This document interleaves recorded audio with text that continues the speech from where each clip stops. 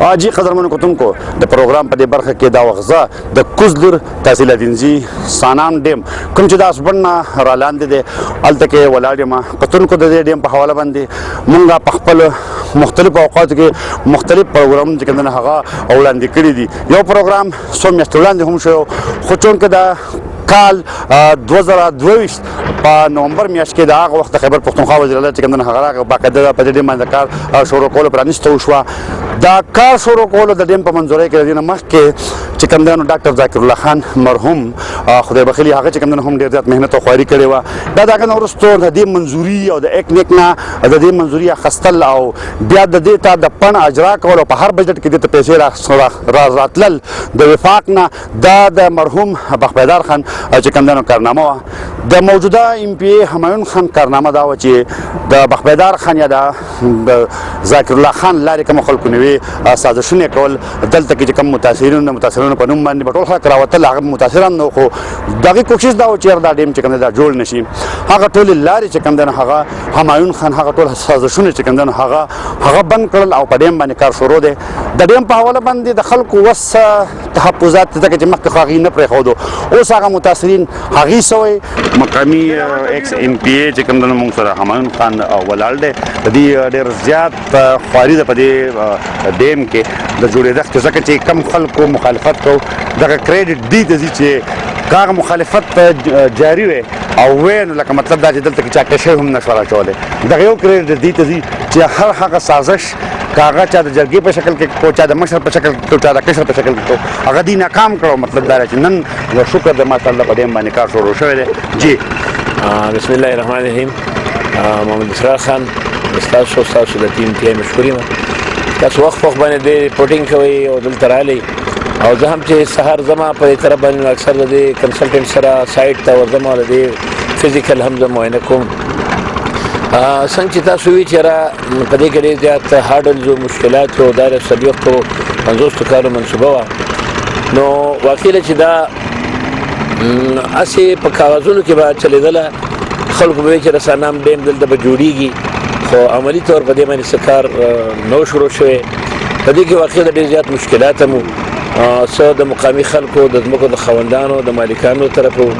څه پکې سیاسي چې کوم دی نو څنګه چې د کالاباغ ډیم کې څه مسلې جوړې شوي دي دغه شان په سانام ډیم کې هم داسې مسلې وي ته چې کله نه یم پیښ شوم نو ما په اولنۍ هفته کې بلکې په اولنۍ میاشت کې ما د مقامي خلکو سره چې چا دلته کې ځمکې راتلې د هغوی سره ما خبرې وکړلې د هغوی سره ما جرګه وکړله هغوی ته ما سوال هم وکړو ما هغوی سره یو څو خبرې ټیکنیکل وکړلې تاسو به دې خلکو ته ومښئ د دې ډیم چې کوم دی نو مخکې چې 111 کنال ډپارټمنټ چې کوم دی نو اخیستی او هغه د شاته پورې دا غرونو پورې دا علاقې ورسره شامل کړي وي او دا داسې علاقې وي چې یاره په دې کې به لکه غیر ضروري هغې ځمکه اخیستې وه چې د هغې کېدای شي ضرورت هم نه پېښېدو د اوبو لپاره د ډیم لپاره ریزرویر لپاره نو ما هغوی سره لږ کېناستم ما ورته ویل چې تاسو د دې ډیم چې کوم غیر ضروري ځمکه ده تقریبا 100 کنال نه زیاته وه ما یې دا کمه کوي بیا هغه 466 کنال ته راله بیا موږ په ډیم کې بیا ریویژن وکړو هغه اسلام آباد کې د هغوی ټیکنیکل ټیم سره کنسلټنټ سره واډا سره مختلف دغه سره کېناستو هغه ما په دې خبره قایل کړل چې تاسو چې د اوبو ریزرویر کم نشي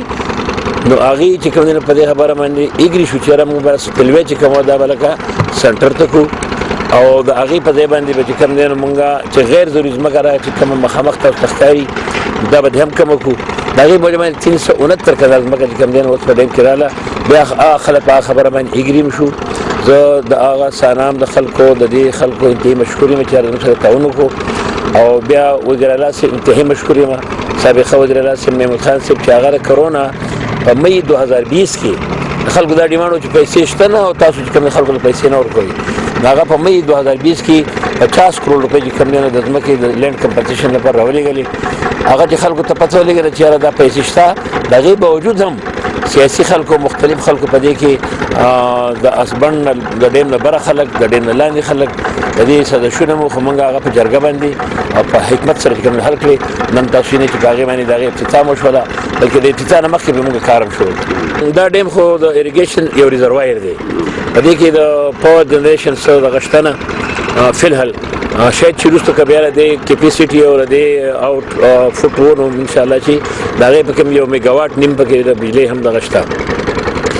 په دې کې چې کوم د نوکرو تصور دی نو هغه دومره نه دی چې خلکو کومه توقع چې راځي کې بیا په سلون نوکري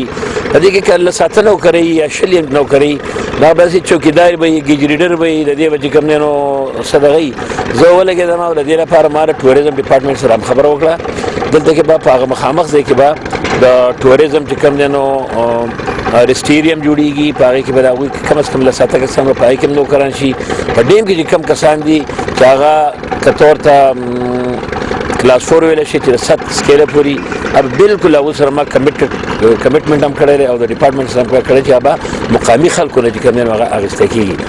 باقي زما د ټولو خلکو ته یو بل پیغام دا دی چې دا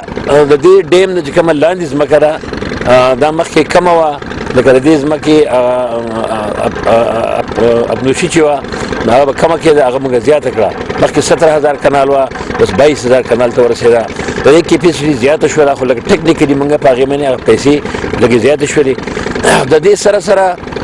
چې یوازې دا د اریګیشن ریزروایر نه دی بلکې دا د ټوریزم یو بهترین سپاټ دی. د هغې لپاره موږ د ټوریزم ډپارټمنټ سره او د نور ډپارټمنټ سره د فیشیز سره د هغوی سره موږ زموږ چې 2-3 میاشتې مخکې د حکومتو ما ورسره خبرې کړي دي هغوی ټیم دلته راغلی و 7.5 کنال ځمکه په دې کې ټوریزم والا چې کوم دی نو د خپل دغه لپاره اخیستې چېرې ټوریزم پکې خپل رسټیریا خپل یو ټک شاپ او مختلف فیسیلیټي چېرې که دلته څوک پاتې کېږي خوراک څښاک کوي او باقي پرایویټ خلک به هم بیا چې کوم دی نو دغه شان دغه کوي. د دې ډیم نه به خلکو ته زرګونو خلکو ته د انډایرکټ چې کوم دی روزګار ذریعې میلاویږي. دا خلک اکثر په دې خبره خفه کېږي چې یاره دلته موږ مین خرڅو. موږ درته دا وایو چې یاره یوازې مین نه دي دلته کې به د مختلف قسمه نن د چکدرې د سیند په غاړه او د توربیلې ډیم په غاړه باندې خلک کینی هلته کې د خپل فیملي سره خوراکونه کوي ریفریشمنټ له خلک راولي. دویم چېرې دا د علاقې د خلکو لپاره دا ډېر یو ښه د ټوریزم او د تفریح او د کاروبار او د هغوی د بزنس یو ښه ذریعه به انشاءالله جوړه شي بلکې د ټول تحصیل دینځي لپاره. او په ملکنډ ډویژن کې د نوي ډیم تصور نشته. دا واحد سانام ډیم دی چې دا به چې کوم دی نو د ملکنډ ډویژن خلک به دلته کې راځي او که فرض کا د ښکتې خلک راځي که د سوات نه راځي سوات نه دلته کې یو لنډه غوندې لار راغلې ده چې خلک به مخکې سیاحت لپاره 2 ځایونه یا غرونه یا اوبه وي.